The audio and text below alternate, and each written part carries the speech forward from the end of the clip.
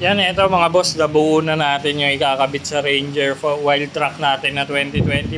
Stingray na version 3 na roller lead ipapalit. Natanggal na rin natin yung old roller lead ni Sir, which is ito yung Supra B4. Ngayon kakabitan natin Stingray version 3 para dito sa unit ni Sir Ford na wild truck 2025 model. Ayan mga boss.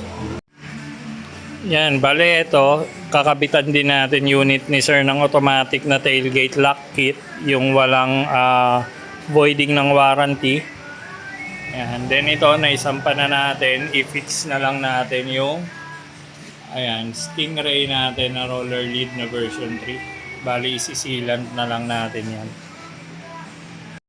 Yun guys, bali ito, natapos na natin ikabit yung ibang item na kinuha ni Sir sa atin. Ngayon, papakabit si Sir ng 70 my A510 set natin. Naka-Starvis na yan, 3K resolution.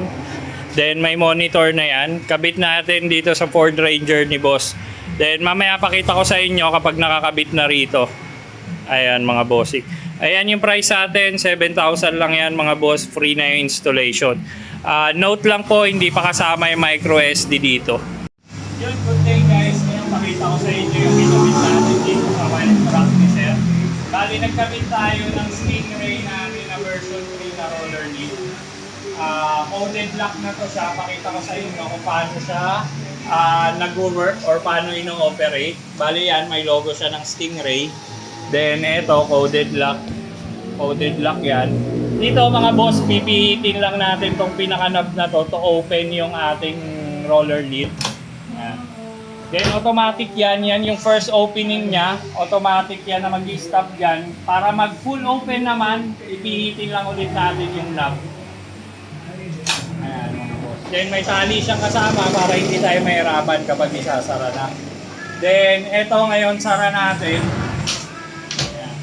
Ito pala nagbibigay tayo ng 100% na leak-proof warranty for 3 months po mga boss. Then ito, pakita ko sa inyo. Ito kasing wild truck ni Sir is may lock na siya yung tailgate niya pero manual pa rin yung kanyang tawag dito. Manual na sususian mo. Ngayon, kinabitan natin siya ng tailgate lock natin na automatic na sasabay na doon nakasynchronize sa central lock niya. Ayan. Bali ngayon mga boss, ito. Ayan, nakalock siya. Ngayon, unlock natin. Ayan. Unlock natin. Ayan. Then, pagka-sara natin para mag-check natin. Kumagana, lock naman natin. Ayan, nag-lock na.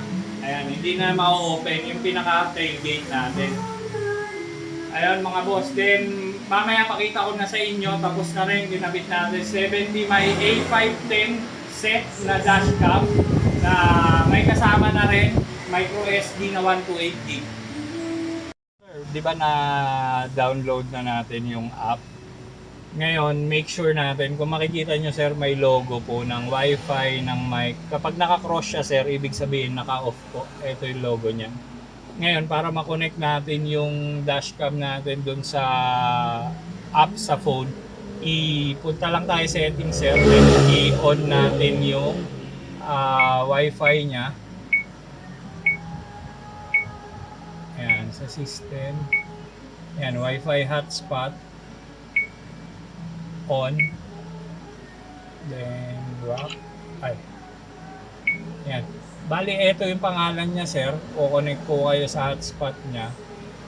A510. Then, ang password niyang, ano, sir, 1234567 8 po.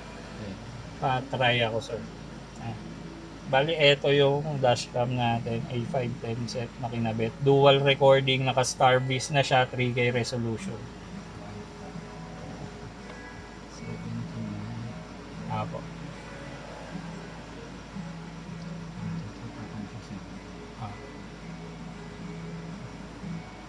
Pag na-connect na natin yan, sir, yung magiging settings niya, sir, pwede na po, true phone na siya lahat. Hindi na natin magagalaw to rito kapag nakakonect po dyan. Then isang purpose niya sir nung hotspot niyan para mag-grab natin or ma-download natin yung mga video dito through phone nang hindi na natin tinatanggal yung micro SD po. Kumbaga wireless transfer na siya ng data. Ngayon sir, check natin. Yan, bali yan yung kinabit natin. Kapag ganyan mga sir, app connected na po yung ating 70 my na dashcam, nakakonect na sa phone. Bali yan po yun siya.